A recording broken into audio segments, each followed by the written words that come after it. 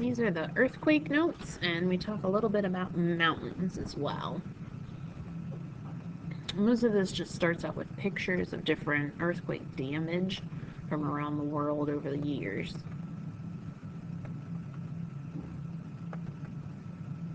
This earthquake happened in Colombia in 1999. You can see how that bank just sort of shimmied its way down onto the road. And then another one in 1999 in Turkey. The building just completely collapsed. And then you can see this is a family member of that woman. And then with this earthquake that happened in Turkey, you can see the damage and the death toll that just radiated out from the epicenter of where the earthquake started, right there in the middle of the picture. 3 important questions that you should be able to answer by the time we get through with this. What is an earthquake? How do earthquakes occur? And where are earthquakes found? What is an earthquake? An area where there is a shaking of the Earth's crust caused by a release of tremendous amounts of energy.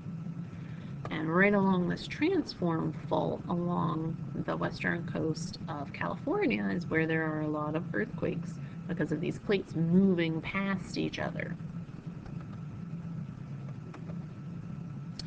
And the elastic rebound theory is the theory that earthquakes occur when stress builds up between 2 lithospheric plates, overcoming the force of friction. This causes the plates to suddenly move and release energy and eventually snap back into their former shape, just like a rubber band. When you snap a rubber band, it goes back right to the original shape as long as you don't break it. And the different types of stress that's involved with this. Both isostatic adjustments and plate movement cause stress in rocks that make up the crust. Stress equals the force that applies pressure to the rocks in the crust. And there are 3 different types of stresses. Compression, you're pressing it. Tension, that's like a rubber band when you pull it apart. And shearing, like a pair of scissors. One's moving one way, the other piece is moving another way. So you need to draw these pictures there on your notes. Compression means when you squeeze the crustal rock together. You think about, you have a piece of Play-Doh in between your hands, and you press your hands together. You're going to squash the piece of Play-Doh. And then tension occurs when rocks are pulled apart like a rubber band. And then shearing, when rocks are being pushed in 2 opposite directions, just like a pair of scissors. One piece moves one way, the other piece moves the other way in order to cut something. What happens because of the stress? You have folding and faulting. When a rock responds to stress by becoming permanently deformed without breaking, the result is folding. This is how we make mountains. A syncline, sediments bend or fold downward. An anticline, sediments bend or fold upward. And these are the result of compression or pushing together.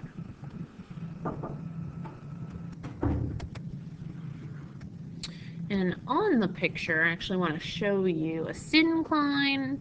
Syncline like a smile. You've got a little happy face going on here.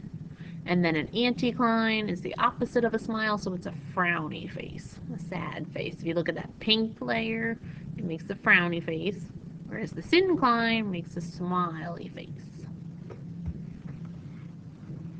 And then faulting.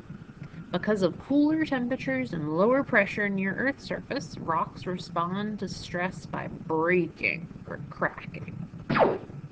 When there's no movement in the rocks along a break, it is called a fracture.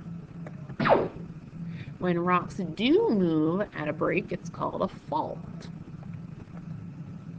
And the different types of faults, you have a normal fault, where the 2 pieces are moving away from each other, and this one's going to drop down. A reverse fault is when they're both pressing on each other, and this block on the right moves up. And then at a strike slip fault, One block's moving one way, one block's moving the other way, so this is horizontal, moving side to side. And then some more earthquake terminology. The focus is the area where the slippage first occurs. That's where the earthquake first starts. At the epicenter is the point on Earth directly above the focus. If you think about your skin is called your epidermis because it's on the outside of your body. Epi is on the outside. So the epicenter is above the focus on the surface of the Earth. And then seismic waves are the energy released in the form of wave motions in all directions from the focus. And there are 3 different types of waves. And then here's a little picture, should be on your notes. Got the focus down here in the middle, and then if you follow this dotted line up to the surface, you have the epicenter on the surface. And then there's that fault because of the break in the crust. You might need to write that on your picture if you can't see it. The P waves. P stands for primary. Primary means first. They travel the fastest and are the first to be recorded by a seismograph. They travel through all 3 states of matter, liquid, solids, and gases. The S waves, S stands for secondary. They're the second fastest and travel only through solids. So you might want to make a note on your paper. S for secondary, and S waves only go through solids. All of the S's go together. And then L waves. L waves, L stands for love. He was the name of the scientist that named the surface waves. They're the slowest waves, and they travel over the Earth's surface like ocean waves. They go up and down, and they're the most destructive because buildings just aren't created to withstand that sort of movement. And so here in the pictures, we've got a fence where there's no waves. S waves are kind of like a snake or a jump rope. If you have a jump rope, you're holding one end, somebody else is holding the other end, and they move in this S pattern. The P waves, they're like a slinky. They go in and they come out, and they go in and they come out, and in and out. Whereas the L waves go up and down like the ocean waves. When you want to locate an earthquake, to help locate the earthquake, we use an instrument that detects and records earthquake waves. It's called a seismograph. So the machine itself is the seismograph. By using the seismograph, scientists can figure out when the first P and S waves from an earthquake arrive at a seismograph location. And then here's a picture. You've got this whole seismograph. That's the whole thing. This little needle here has ink in it, and then when this whole thing starts to shake with an earthquake, it'll register on this sheet of paper. So that's the seismogram. Since the P waves travel faster than the S waves, the P waves made by the earthquake arrive first. The farther the seismograph station is from the earthquake, the larger the difference is in the arrival times for the P and S waves. So again, the farther away the station is, you get this bigger gap between when the P and the S waves arrive at the station because those P waves move so much faster than the S waves. And here's what's called a time travel graph. You need to write that on your notes because it's not written there. By determining the difference between P and S waves, you can locate the epicenter's location. And so we have the S waves here, the P wave there, the S wave there, and then when you look at the epicenter distance, how far away the earthquake was from the seismograph station, and you look at how long between, that's how you can figure out how far away. And in order to locate the epicenter of an earthquake, you have to take readings from 3 different seismograph stations. And then from each one, you get a circle. If whoever's in St. Louis says, oh my goodness, I felt an earthquake, and they call up these people in Berkeley and they say, oh yeah, we felt the earthquake too, and they each draw a circle away from themselves, well, they have to get on the phone and talk to somebody in Seattle and figure out, well, how far away was the earthquake from you in order to get a specific location. And that's what this shows here. You just make an arc with a compass, and then there's another arc with another compass, another arc with another compass, and then they all meet in one location. So that area in Montana must be the epicenter of this earthquake. Major earthquake zones. What's special about that picture down there? What's this area here called? Hopefully you're saying the Ring of Fire. There are 3 major earthquake zones: the Ring of Fire, the Mid-Atlantic Ridge, and the Eurasian Melanesian Belt.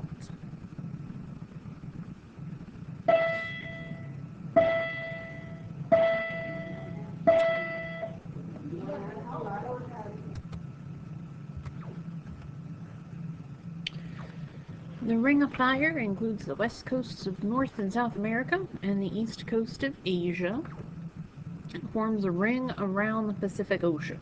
And then it's the Ring of Fire because of all of the subduction and the fault zones, which cause all of those volcanoes and earthquakes. And then again up here on that map, here's the Pacific Ocean, and then it outlines the edge of the Pacific Plate all the way around.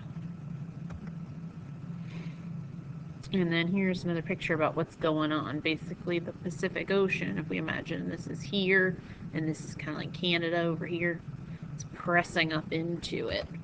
And then we're getting all of these arcs with all of the volcanoes, and then as this plate pushes in, it creates earthquakes right in this area. The Mid-Atlantic Ridge. It's where earthquakes occur because oceanic crust is pulling away from the sides of the ridge at a divergent boundary. It's kind of like if you rip a Band-Aid off of a scab and it starts to bleed again. That's basically what's going on here. So you've got 2 plates pulling apart and it leaves a big hole, and then from down in this big hole, magma pops up and solidifies and makes new crust. And then the Eurasian Melanesian Belt is where the collision of the Eurasian plate with the African and Indian plate.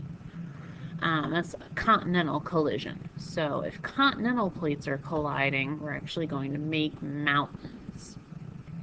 And that is exactly where Mount Everest is. And that's a picture of it right there. Wave velocity. By using a seismogram, that's the printout here from the seismograph, scientists have been able to learn more about the layers of the Earth. Since P waves slow greatly at 2,900 kilometers and speed up again at 5,000 kilometers, and S waves stop at the 2,900 mark, we can conclude that the outer core begins at 2,900 kilometers and is made of liquid material, because we know those S waves only go through solids. So if the S waves stop, it must stop being solid. And then if we look here, we've got the P waves that go, and then both waves hit something right here. And they must be hitting liquid because that S wave stopped right here. So everything's solid, or excuse me, everything's solid down through the mantle. And then once it hits the liquid, there's no more S waves. Also, due to an abrupt change in the P and S wave speed between the depths of 8 to 32 kilometers, scientists,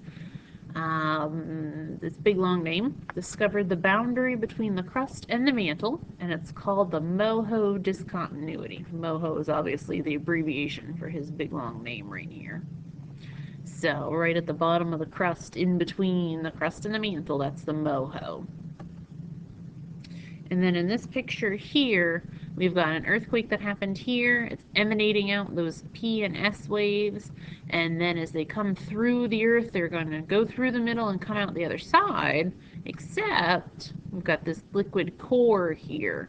So there are no S waves that are going to go through there. And then when the P waves come through, it's almost like if you stick a pencil in a glass that has water in it that's halfway full, it'll look like a pencil's broken in half.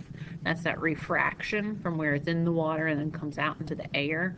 And that's what happens with the P waves. They come through, and then when they come out of the liquid, they get refracted and bumped over to the side. So it makes what's called a shadow zone where there aren't any waves at all.